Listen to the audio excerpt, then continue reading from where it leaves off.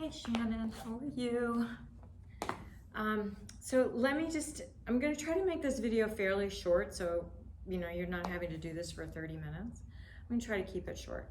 So if you have a blanket, get one. And your ball, should be close to you. But if you have a blanket or a beach towel, anything, just so you can fold it and bring it so that it's on the mat and you want to roll onto your back. So we're going to start warming up the hips, non-weight bearing, instead of sitting on them and trying to stretch them. So give them a little bit of room to move around. So you want to be on your back with the blanket under your head, but not under your shoulders. And just kind of settle in for a second. You want to find the center of the back of the pelvis rather than the waist. You want to have the center of the pelvis so you can keep that natural lordosis of the spine. And just letting yourself take a second or two here. And once you feel as though your heart rate is regulated, blood pressure, everything being on the ground, and don't forget your organs have to readjust to gravity also. So I want to just give them a second to feel comfortable in our own bodies rather than rushing in. Once you feel that, it's a very internal feeling, go ahead and draw your knees, and you're going to take the circle of your palm on your kneecap, fingers pointing to your toes, elbows close to your ribs. And then let yourself take a deep breath in, and as you exhale, bending the elbows, pulling the thighs towards you, inhaling, elbows kind of get straightened as the knees move away. And then it's a slow exhale, and just intuitively letting the inhale and the exhale be about the same length. If you want to extend the exhale slightly, you can, but try to avoid counting and just letting yourself feel the length of your breathing. Just an intuitive feel. So after you've done that maybe 4 or 5 times, next time you pull the knees towards you, let them open wide as you pull them in, and then close and pull them in.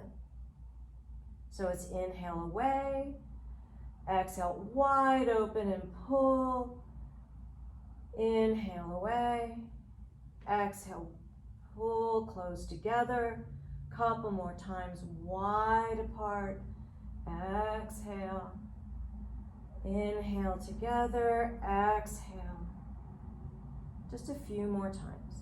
Just nice and smooth at your own pace.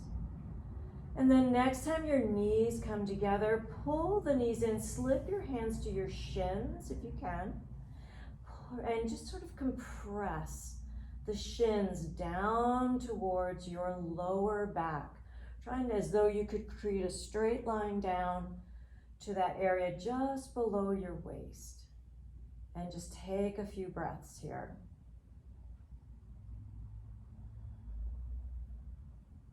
And then draw the knees in a little bit closer, pulling your forehead towards your knees, so you're trying to create a round ball. Sometimes it's easier to let the knees open apart, which is fine. Just find that comfort zone where you can make this small ball. And then go ahead and release your feet to the ground. Find good posture again, center of the pelvis, shoulder blades down. And then find the inside of your right foot right up against the left. You're going to drop the right knee out to the side. So the right knee goes down to the floor, but the back of the left pelvis squeezes into the ground. So that may lift your knee. And then close the knee. And then again, the right knee drops, back of the left pelvis to the floor. I'm going to turn towards you. So I'm not doing this and lifting the back of the pelvis off the ground. Knee drops, back of the left pelvis squeezes to the floor, and then come back up. I'm using my right hand, as an assist. So after you've done that maybe 4 or 5 times, on that last 4th or 5th time, hold. So you're holding the knee towards the floor and the back of the pelvis to the ground. I don't know what's going on with my throat. And then settle back into the center. Draw your knees back to your chest a few times. You need to reset the hips and the spine before moving to the other side. And then same thing, inside of the left foot to the inside of the right, back of the pelvis to the floor, knee comes up, and squeezing the left knee to the floor. That back of the right pelvis is not lifting, staying on the ground. Left knee opens and coming back to center. And just doing that a few times. And after maybe that fourth or fifth time, again, you'll hold. Left hand assisting, not squishing or pressing, just assisting. And the back of the right pelvis squeezing down. You might feel the muscles of the obliques working a little. And then go ahead and come all the way up. Draw the knees into the chest a few times. Back and forth in that Apanasana. Let's go ahead and let the legs extend to the ceiling. Just wiggle them around a little. Tuck the knees in again, open the knees wide, and extend both legs out on either side. And just a few times. And again, hands are assisting. Just pushing through. Nice and slow, no rush. And then after 4 or 5 times, hold again and push. So we're not looking for Barbie doll, just very comfortable extension. And then bring the knees up and down the back again a few times. And then releasing feet to floor. Take a little shift over to one side and come on up. So bring that blanket underneath your seat bones.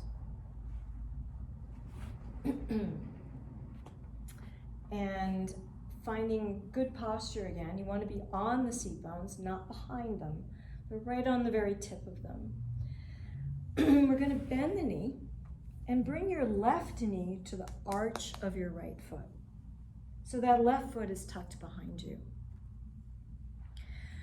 So normally what happens is we want to lift off that left hip. Instead, want to squeeze it back down. That may lift this knee a little bit, and that's okay. So instead of the chest turning to face the knee, I'd line the sternum up with somewhere between the ankle and the center of the shin. The best you can. It's always best you can. And then letting yourself come a little bit forward. You may not go very far at all, and that's fine. So this is like a modified figure 4 or a modified pigeon, but it's so you can really concentrate on the hips and just letting yourself come a little bit forward. Careful of this knee, as always. May just be a little bit forward. Some people can go really far forward. It doesn't matter. The most important thing is that left hip is being guided, that left seat is going towards the floor, and the right knee is pressing downward. Just a modified pigeon, but it gives us a little weight bearing now. And then if you can, a little forward. You can rock a little bit, move up and down, just giving yourself a little bit of time here. I'm not advising to push this knee down right now, just hold. And if you want to, you can walk your hands a little bit towards the left. That may give you some stretch here. And then go ahead and release. Release your foot, straighten your legs out, give yourself a little wiggle. And then we'll do the same thing on the other side. So the foot comes behind you. Make sure the toes aren't turned outward. I want to be more on the top of the foot. Left knee comes to the instep. And here's the hard part, pushing that right knee back down. Hands come forward. That's going to possibly lift the left knee. And coming forward, you can rock a little from side to side, move up and down, walk your hands around, coming back, just giving yourself a little bit of movement on the upper body because the lower body is kind of fixed. So you want to keep the upper body a little bit more dynamic. Moving, just kind of finding your way here. and squeezing that right seat bone into the floor. And then when you're done, just go ahead and sit up, free the knee, and then let both legs go down the mat. We'll bring hands around behind, give yourself a little bit of lift, maybe send the chin, and then we're gonna reach for the ball. So starting with your feet fairly far away from you, not starting way up here, away. And the ball just sort of sits in between your feet, like this. Hands on top. If you can, maybe bring your forehead to the ball. If not, don't worry about it. And then just rolling the ball forward and then sitting yourself back up, just a couple times. Maybe 3 or 4 times. Once you've hit that maybe 4th or 5th time, see if you can just hold that for a few moments.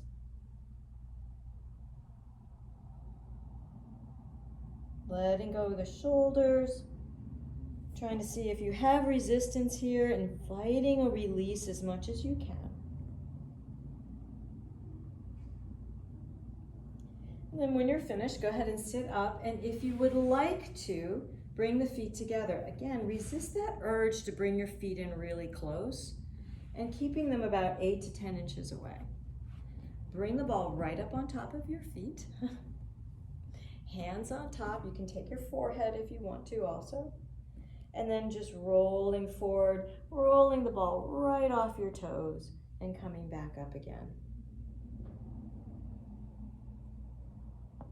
So we're looking for dynamic rather than static, giving the body an opportunity to find out where it can go, and for your mind and a body to get to a place where your body's actually trusting what your mind wants. And then once you get to a place, maybe let the ball just roll. You can just hang out on this ball for a second. You may be able to get your forehead, maybe not. Just hang down. Hold. The ball is there to rock from side to side if you want to. You can always put blocks underneath your knees to give yourself support. And then after a few moments, go ahead and come all the way up. I'm going to get the ball. Put your feet on the ground, put the ball between, and squeeze into the knees a little bit. Just get your hips reset after all that opening. Too much hip opening destabilizes the hips, so we need to make sure we're coming back to a good neutral spot. And then just go ahead and release. And then a cat-cow, anything else after that point that you want to do. Okay, so give it a try. If it doesn't work, we'll modify.